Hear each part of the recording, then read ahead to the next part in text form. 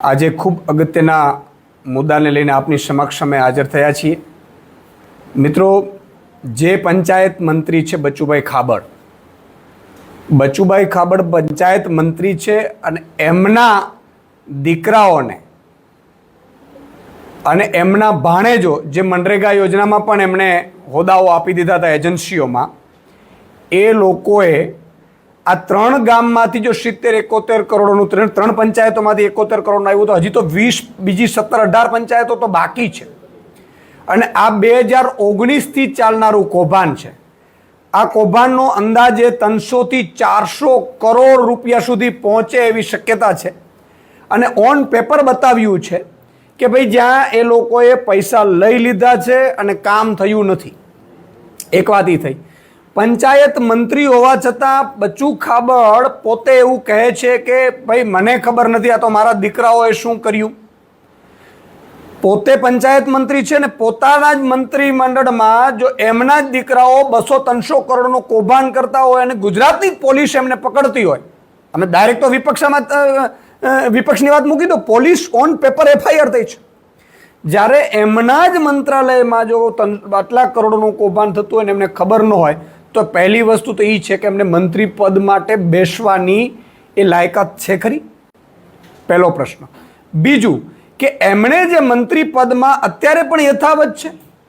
જ્યારે ઓપરેશન ગંગાજળની વાત કરી રહ્યા છે પ્રધાનમંત્રી શ્રી અને મુખ્યમંત્રી શ્રી, તો નાના એક કોન્સ્ટેબલ 100 રૂપિયાની લાંચ લે છે તો એની વિરુદ્ધ પગલાં લેવાય છે. જ્યારે મંત્રી પુત્રોને 200 કરોડના કૌભાંડ થયા છે ને આ તો હજી આઈસબર્ગ સમાન છે, હિમશિલાની ટોચ સમાન છે. હજી આમાં આ જો તપાસ કરવામાં આવે, નિવૃત્ત ન્યાયાધીશની અધ્યક્ષતામાં જો સીટની રચના કરવામાં આવે અને એમાંથી જો તપાસ કરવામાં આવે તો આ કૌભાંડ ઓછામાં ઓછું 500 કરોડથી વધારે તો આ મંત્રીનો જઈ શકે એમ છે. તો પહેલાં તો મંત્રીને પોતાના જ મંત્રીના વિભાગમાં કૌભાંડ થયા છે અને પોતાના દીકરાએ થયા છે, એટલે 1 મિનિટ પણ એને બેસવાનો અધિકાર નથી. પહેલું એને રાજીનામું લઈ લેવું જોઈએ. બીજું, એમની વિરુદ્ધ પણ તપાસ થવી જોઈએ. આ પહેલા પણ બચુ ખાબડે ખૂબ મોટા કૌભાંડો કર્યા છે, આક્ષેપો થયા છે.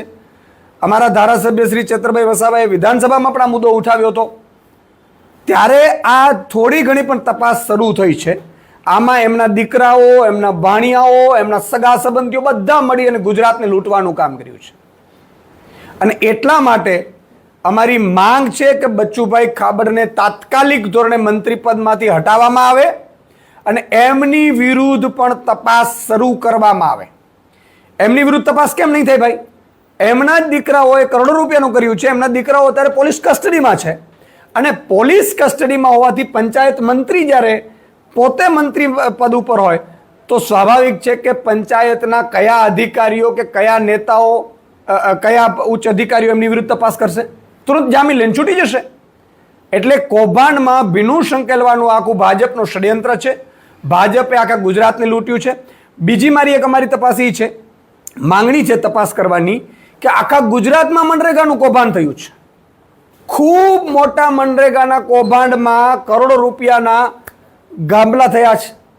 જેના મૃતકો છે, વિદેશમાં છે, એમના નામે પણ આ આખું કૌભાંડ મનરેગાનું આખા ગુજરાતમાં થયું છે. જમીન વિકાસ નિગમ લિમિટેડ, જે તે વખતે હું પત્રકાર હતો ત્યારે એ મુદ્દામાં બહાર આખી વિગતો લાવી હતા અને પછી આનંદીબેને તપાસ ન કરીને એ તત્કાલીન મુખ્યમંત્રી વિભાગ બંધ કરી દીધું.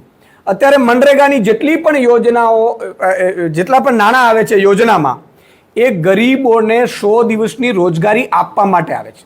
એક ગરીબને 100 દિવસની રોજગારી મળે તો એમનું ઘર, એનું કરિયાણું ચાલે, એટલા માટેની આ યોજના છે. એમાં 60-40નો રેશિયો હોય છે, 60% મજૂરોના, 40% માલ સપ્લાયના. તો આ તમામ બાબતોમાં બહુ મોટા કૌભાંડ ભાજપના નેતાઓએ તમામ જિલ્લાઓમાં કર્યા છે. એમાં ગ્રામ વિકાસ એજન્સી નિયામક, DDO, પંચાયત મંત્રી અને પંચાયતની આખી ટીમ, TDO સહિતની, આ એમાં સંડોવાયેલી છે. આખા ગુજરાતમાંની તપાસ કરવામાં આવે એ મારી માંગણી છે. અને આ મામલે આગામી સમયમાં આમ આદમી પાર્ટી જલદ કાર્યક્રમો આપશે જ્યાં સુધી બચ્ચુ ખાબડનો રાજીનામું નહીં લેવાય. જી. ઈશુદાનભાઈ, કોંગ્રેસના પ્રદેશ પ્રમુખ દ્વારા ગઈકાલે જ વિસાવદરને લઈને એક નિવેદન આપવામાં આવ્યું હતું. તે મુદ્દે જો એક વસ્તુ એ સમજાતી નથી મને કે જ્યારે ચૂંટણી આવી હતી આમ આદમી પાર્ટી એમાં જે પેટા ચૂંટણીઓ હતી એમાં માણાવદર હતું, ખંભાત હતું, વિજાપુર હતું, આ બધામાં આમ આદમી પાર્ટીએ પોતાના ઉમેદવારો ઊભા નહોતા રાખ્યા અને ભાજપને હરાવે કોંગ્રેસ એ ઉમેદથી અમારા લોકોએ એમને ટેકો આપ્યો હતો ને કામગીરી કરી હતી. પછી વાવની ચૂંટણીમાં પણ એ જ વસ્તુ થઈ હતી. વાવની ચૂંટણીમાં પણ આમ આદમી પાર્ટીએ કોંગ્રેસને મદદ કરી હતી, ટેકો આપ્યો હતો, જો કે કોંગ્રેસે કોઈ બેઠક જીતી ન શકી. આજે મને જે રીતે જાણવા મળ્યું છે પ્રમાણે કોઈ કોંગ્રેસના મોટા નેતા પણ સૌરાષ્ટ્રના આ મનરેગા કૌભાંડમાં સંડોવાયેલા છે અને એમની કંપનીએ પણ ગુજરાતમાં બચ્ચુ ખાબડ મને લાગે છે એમના પાર્ટનર છે અને એમની કંપનીએ લગભગ અંદાજે આ આખું કૌભાંડ 2018-19થી ચાલી રહ્યું છે. એની જો તપાસ કરવામાં આવે તો કોંગ્રેસના મોટા નેતા સહિત આખી ટીમ છે એ જેલમાં જાય એવી શક્યતા છે અને એમનું કૌભાંડનો આંકડો 2000 કરોડની આસપાસ જાય એમ છે. એ 3-4 જિલ્લાઓમાં આ એજન્સી કામ કરી રહી છે. જે કોંગ્રેસના મોટા નેતાએ એટલે કદાચ દબાણમાં આવીને કોંગ્રેસના નેતાઓએ ભાજપના દબાણમાં આવીને જેલમાં ન જવું પડે એટલા માટે તેને વિસાવદરમાં ઉમેદવાર ઊભો રાખવાનું નક્કી કર્યું હોય એવું લાગી રહ્યું છે. એટલે આ બહુ જ શંકા ઉપજાવે એવી વાત છે. અમે ભાજપને હરાવવા માટે કોંગ્રેસને મદદ કરી છે અને કોંગ્રેસની જ્યારે વાત આવી ત્યારે કોંગ્રેસ છે વિસાવદરમાં ઉમેદવાર ઊભો રાખવાનું જે આખું ષડયંત્ર રચ્યું છે એ ગુજરાતની જનતા જાણી ગઈ છે. હરિયાણાની વાત કરે છે, દિલ્હીની વાત કરે છે. અરે ભાઈ, હરિયાણા દિલ્હીની તો ત્યાંની વાત ત્યાંની છે અને ત્યારે જે તે વખતે કઈ રીતે બધા દુનિયા જાણે છે. પણ ગુજરાતમાં આમ આદમી પાર્ટીએ 4 જે તમારા વિધાયકો રાજીનામા આપ્યા ભાજપમાં ગયા અને એ સીટ ખાલી પડી તો અમે તો મદદ કરી હતી. તો સવાલ એ છે કે કોંગ્રેસના એક મોટા લીડરની પણ આમાં બચ્ચુ ખાબડમાંની સાથે સંડોવણી છે. એની તપાસ પણ આગામી સમયમાં આમ આદમી પાર્ટીની ટીમ અત્યારે ખનફોડ કરી રહી છે અને એમાં પણ એ કંપનીનો અને આ બચ્ચુ ખાબડનું બેનું મળી અને 2000 કરોડ રૂપિયાનું આ 3-4 જિલ્લામાં મનરેગાનું કૌભાંડ છે. યાદ રાખજો તમે, આ નાની શુની વાત નથી. એટલે આવો ભાઈ સરખા આપણે બે સરખા કરી અને બંને મલાઈ ખાધી છે અને ગુજરાતની જનતાને લૂંટવાનું કામ કર્યું છે. એની સામે આમ આદમી પાર્ટી અમારું સ્ટેન્ડ ક્લિયર છે. અમે આગામી સમયમાં દાહોદમાં પણ દાહોદની જનતા વચ્ચે પણ અમે જશું. દાહોદની જનતાને આ કૌભાંડો ખુલ્લા પણ પાડીશું અને જે પણ કોંગ્રેસના નેતાની પણ સંડોવણી છે એને પણ ખુલ્લી પાડવામાં આવશે. એની વિરુદ્ધ પણ પગલાં લેવામાં આવે એમ અમે માંગ કરીએ છીએ. જે રીતે ગુજરાત પબ્લિક સર્વિસ કમિશનની આખી જે ભરતીઓ થઈ રહી છે શંકાના ઘેરામાં આવી રહી છે.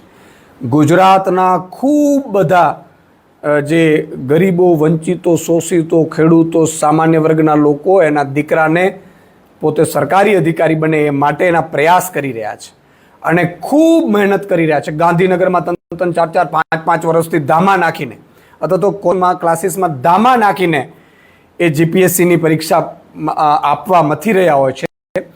ત્યારે આ જીપીએસસીમાં હમણાં જે ઇન્ડસ્ટ્રીયલ સેફ્ટી એન્ડ હેલ્થ ઓફિસરની જે ISHOની જે ભરતી થઈ એમાં જે પેનલમાં બેઠેલા વ્યક્તિ જે જીપીએસસીની પેનલમાં બેઠે છે એ ઇન્ટરવ્યૂ કરી આવે છે અને એને પાછું પેનલમાં બેસવા દેવામાં આવે છે અને એને હજી રદ કરવામાં નથી આવી ભરતીને. આ તો કયું મોટું આટલું મોટું કાંડ. એટલે ST SC OBCના જેટલા પણ ઉમેદવારો છે એને નિરાશા છવાઈ ગઈ છે. એક પર્ટિક્યુલરી ગુજરાતમાં આ વર્ગ ઉપર અત્યારે ભાજપે તરાપ મારી છે કે એ લોકો છેવાડામાંથી આવે છે, એ છેવાડામાં જ રહે, આજીવન એ નાના નાના મજૂર જ બની રહે એવો એક ષડયંત્ર છે. આદિવાસી હોય, દલિત સમાજ હોય, ST હોય, SC હોય, OBC હોય, આમને ખતમ કરવાનું જે પારસો ભાજપે રચ્યો છે એનો આ પહેલો નમૂનો છે. આમને આ ભરતીમાં પણ રદ કરવી જોઈએ આ ભરતીઓ અને આવી ભરતી નેક્સ્ટ ટાઈમ પણ આવી રીતે ન થાય એવી ખાતરી ગુજરાતની જનતાને ભાજપ સરકારે આપવી જોઈએ.